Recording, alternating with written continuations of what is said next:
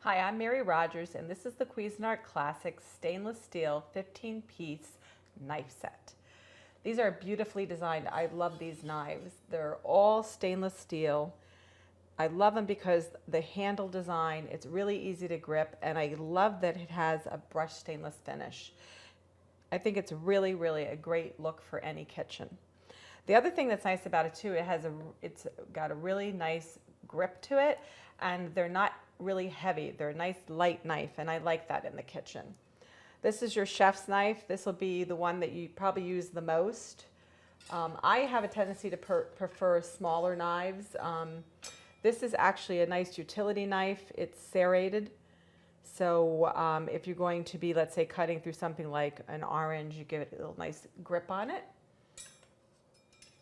Your next item here is a paring knife. Very, very useful. I like small knives like that. I find them to be easy to handle. This is called a bird's beak knife. It's great for doing specialty cuts. Next, here's your utility scissors. These are great for opening any kind of hard plastic packaging, or even sometimes, you know, when you get those bags from the grocery store, they're really hard to open. That's really great for that. This is your honing steel. This is our sharpening steel. This is really important to use in conjunction with your knives so that you keep them properly maintained. This is, you basically hold your knife at a 20 to 22 degree angle, and you pull it from the heel to the tip, and you do that on both sides. And use firm pressure. Firm, even pressure is really important. The other thing that you need to do is, some people like to do this before they use the knives, but if you do that, make sure you clean them first, because you will get residue from sharpening. Or the other thing that you can do is, after you're done using them, sharpen them, clean them, and then return them to the knife block. That's the easiest way to make sure that you always have your knives properly maintained. Next, we have this, our Santuco, which is great for cutting cheese. It has a little dimpled surface. Some people call it undulating. This aids in making sure that anything that's really sticky does not stick to the knife when you're prepping food. And then next, you have your slicing knife. This is really important for things like cutting and preparing raw meats, or even slicing and serving cooked meats, items like pork loin, chicken, steak, anything that you would cut before you serve it to your guests, or even for yourself and your family. And so lastly, in the front here, you have these beautifully designed stainless steel steak knives. I love these because they have a really nice shape to them. And the other thing is, they're really nice and thin and interesting to look at. It's great to have those store right in the base of your knife block. I really prefer using a knife block because it keeps everything very compact, right at hand, especially when you're prepping at your kitchen countertop. The other thing that's really great is that these are beautifully designed, they're easy to maintain, and they work amazingly well, especially when you're going to do things like slice up an orange. I like to do this and make little wedges. It couldn't be easier. And there you have it, the Cuisinart Classic Knife Set.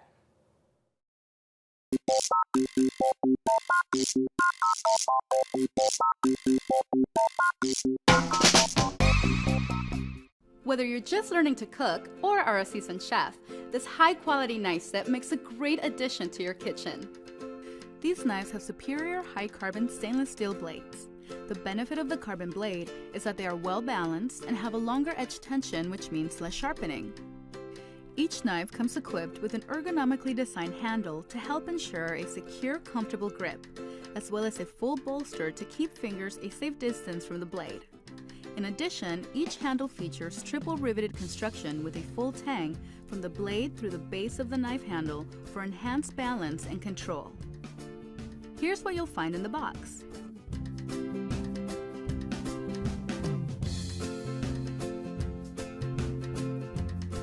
Here's some details and tips on using your knives. You'll use a chef's knife 90% of the time for most of your chopping and slicing. A santoku is a Japanese-style knife that is a cross between a chef's knife and a cleaver in its shape. It's a great all-around knife that can be used interchangeably with a chef's knife. The paring knife is really handy for all the finer detail tasks, like peeling fruit or trimming meat. To slice your favorite bread perfectly, an 8-inch serrated bread knife is the right one to pull out of the blocks. The powerful kitchen shears can do everything from cutting through chicken to trimming, and they even come apart for easy cleaning. It has a bottle opener built into the blade too. And with the addition of a sharpener, slicing and utility knives, a 6-inch boning knife, 8 4.5-inch steak knives to round out the set, you'll be prepared for any situation. Keeping your knives sharp makes using them a lot easier. You can use the included sharpener to sharpen the knives by placing it upright in front of you while holding the sharpener tight. Always hold the knife away from you and pull each side of the knife down the sharpener, gradually diminishing the pressure. Always wash your knives by hand and completely dry them after each use. Use the knife block as a way to store your knives and gain quick access to them from the kitchen. Now you have everything you need to get cooking.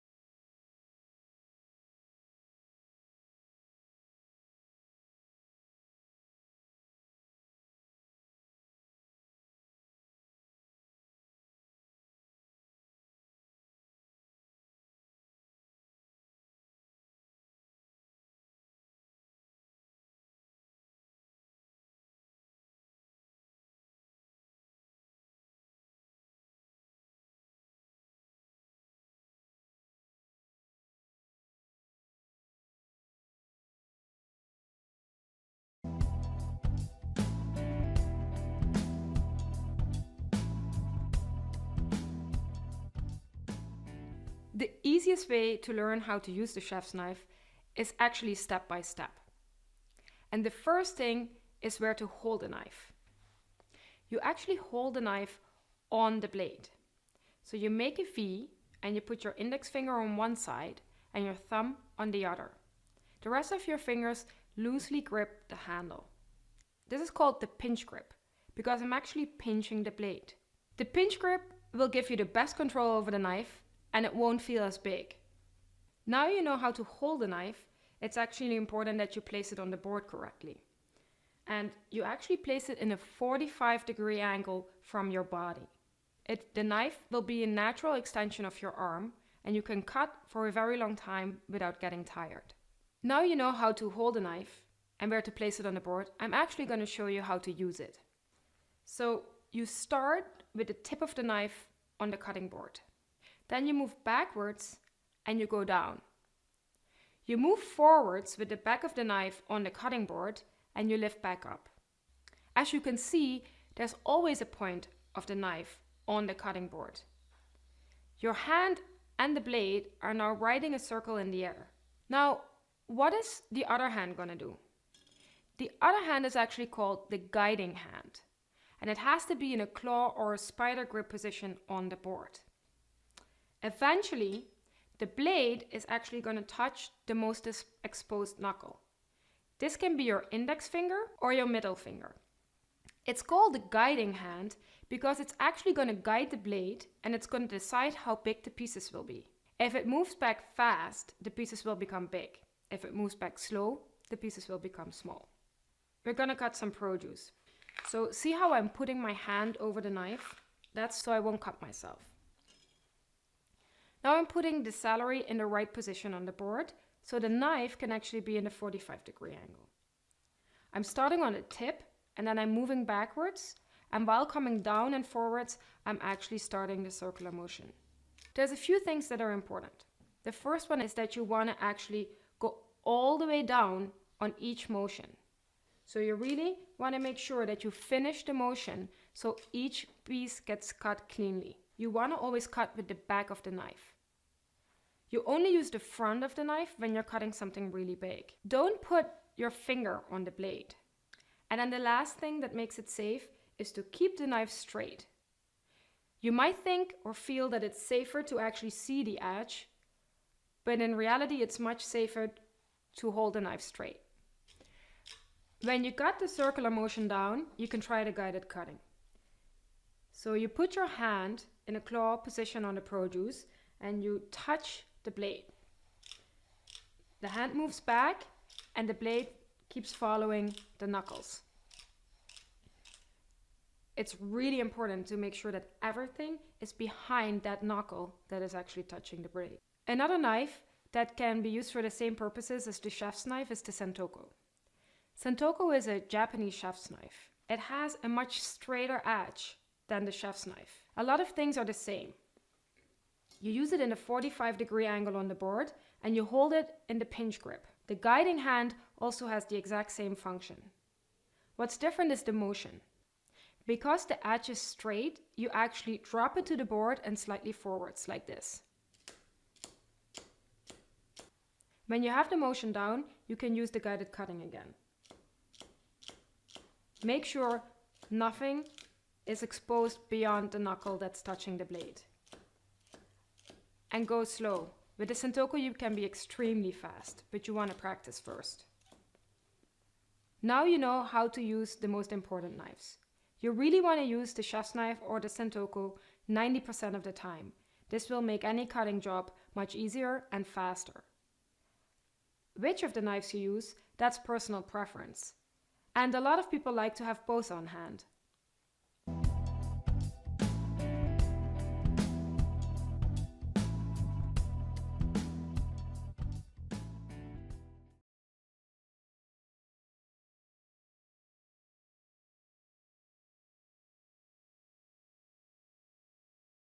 How does Calphalon self-sharpening cutlery stay so sharp?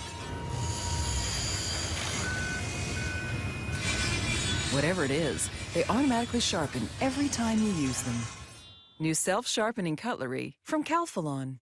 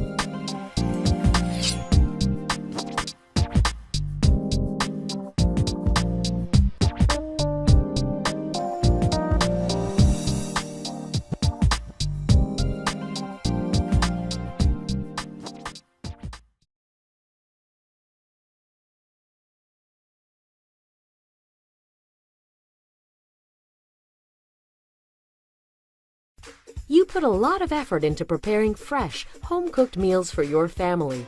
Why let your knives slow you down? Ginsu knives are the perfect partner for prepping everything from a quick snack to a 5-star dinner. Each Ginsu knife features task-specific serrations to ensure a smooth and even cut every time. And they never need sharpening. Give your kitchen an upgrade. Get a set today.